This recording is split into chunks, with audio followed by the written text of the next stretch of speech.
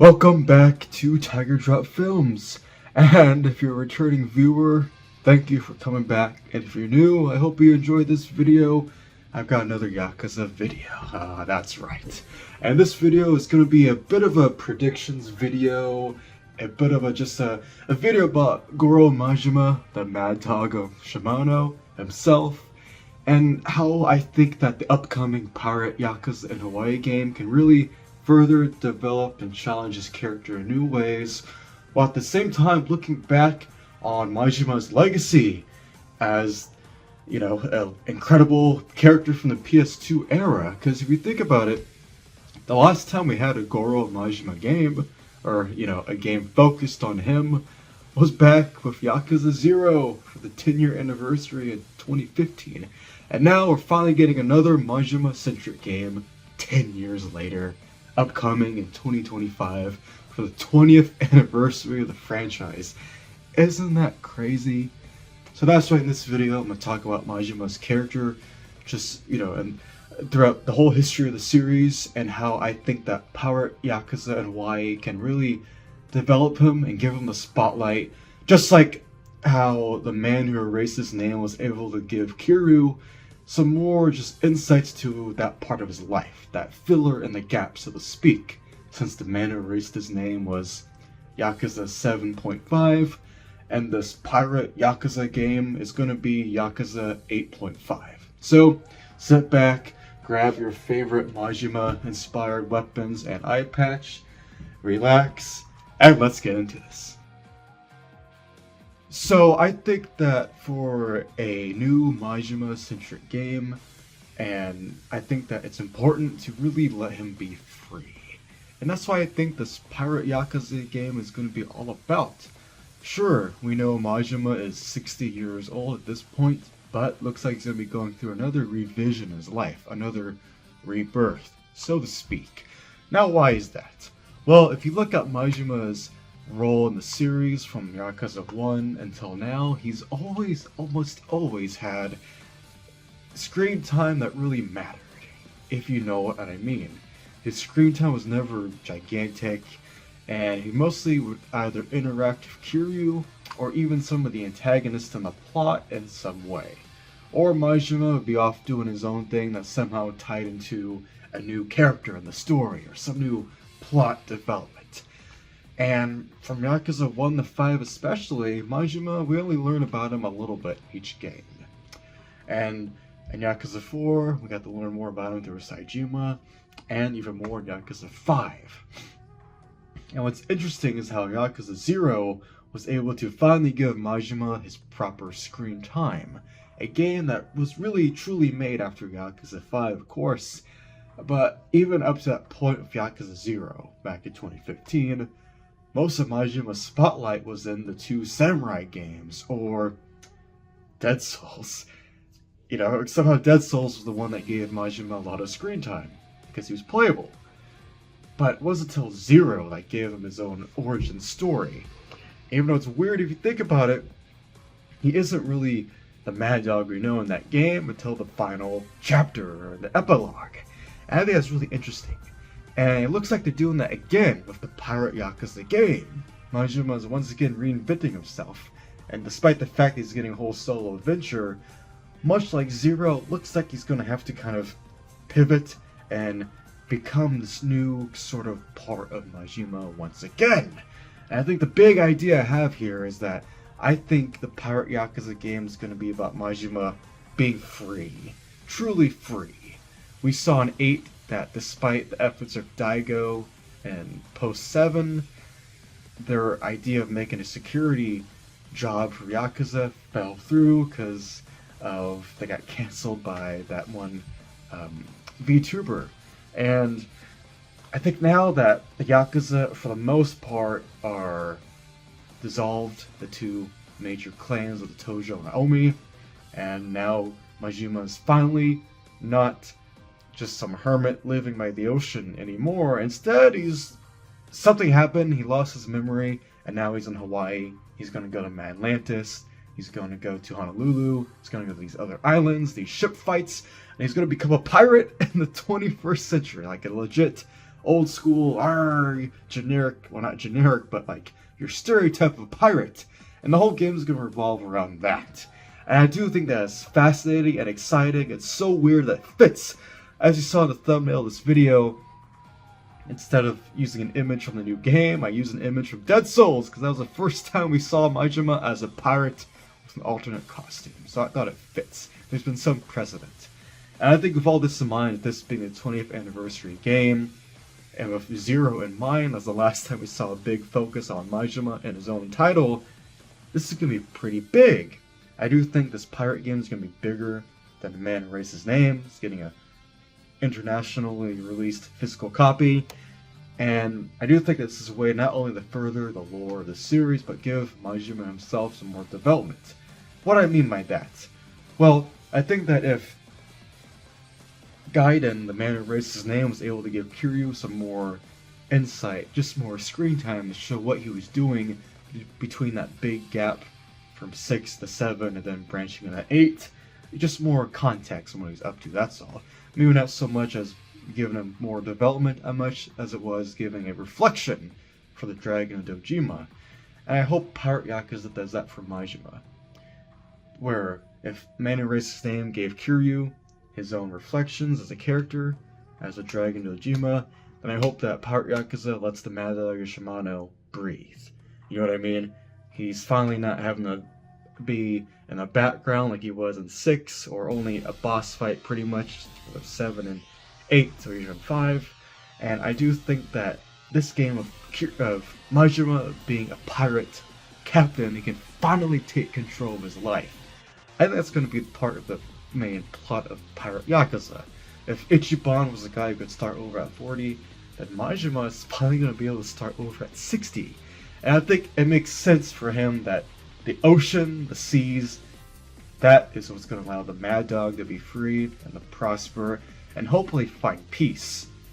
And by peace, I think that I've heard that Saejima is more than likely going to appear in the game.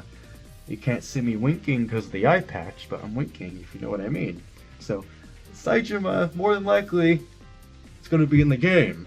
And I think it'd be nice to see Majima and Saejima finally interact besides a boss fight, finally talk for the first time since, well, like a bro moment since 5, since they're on good terms after that in every other sequel.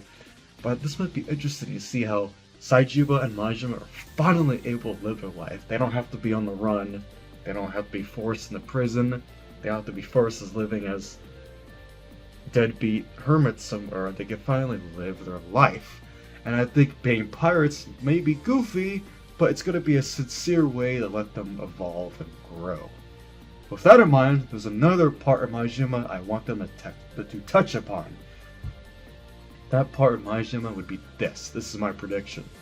If the man who erased his name allowed Kiryu to reflect on his past life, who he really is, I think if Pirate Yakuza allows Majima to, of course, regain his memory, I think having the women in his life, like something that reminds him of them, or just of what led him to being Majima, could be beneficial to his character. Obviously, do not have Makoto return. I'm not saying do that. I know she's supposed to be in America, but don't do that. All I'm saying is something reminds him of her and Park. That's why I put Park in the thumbnail. She's very important to Majima, even though we didn't really ever get to see them properly interact in the context of Yakuza 5, besides, obviously Ishin. But in 5, all we got was the photo between Majima, Park, and Katsuya. But you gotta remember, that was post Yakuza 0, that flashback picture. So I think if they're gonna have a lot of Yakuza 0 references and Pirate Yakuza, I'm sure they're gonna. Gotta remember this other part of Majima. If they're gonna bring back Saejima again, then, his oath brother, his real brother, so to speak, then you're gonna have to talk about the women in Majima's life. That's always been an interesting part of his character. I remember, I think it was the Panther 2 game that first did it, where we get the Majima no Maji Rock, karaoke song that I hope is in Pirate Yakuza. But that music video is really interesting, it has that badass art style, and Majima saving a woman who was in danger from the Yakuza, and he lets her go at the end. But it's interesting to see that side of Majima that we knew from 1, where he's going to spare people, but he does have a good heart underneath his exterior. And I do think the Mad Dog is truly a part of his personality. It's not a shield, it's more so just a way that even if there's guys he has to listen to, he can still, prod his way around and push jackasses out of the way, these jerk faces, and let the Mad Dog still reign supreme. Be that one guy that is in the Yakuza that you don't really want to mess with. He may not be the top of the food chain, but you don't want to mess with the Mad Dog, and I think that's the important part. But Majima has a tranquil side to him that has the heart of gold. And if you keep in mind that music video from Black Panther, or the Curio game with the Majima no Maji Rock song, that music video, to Yakuza 5, we learn more about Majima and Park, their marriage that fell apart, the abortion, and just how things went really sour. And we heard about all those from Park's perspective, but it still ties to Majima himself.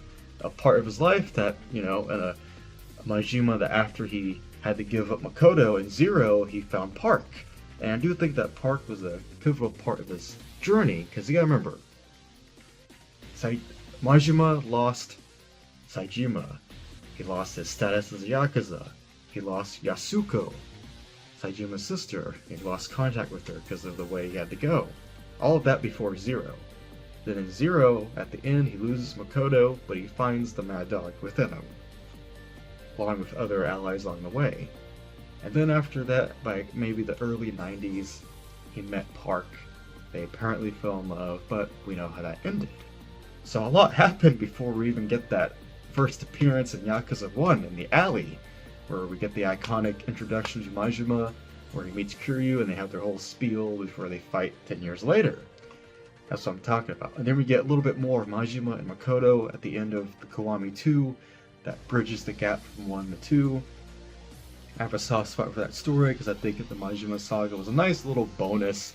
It wasn't DLC, it was just a free extra mode for Yakuza fans to enjoy, and I happen to be one that rather relished it.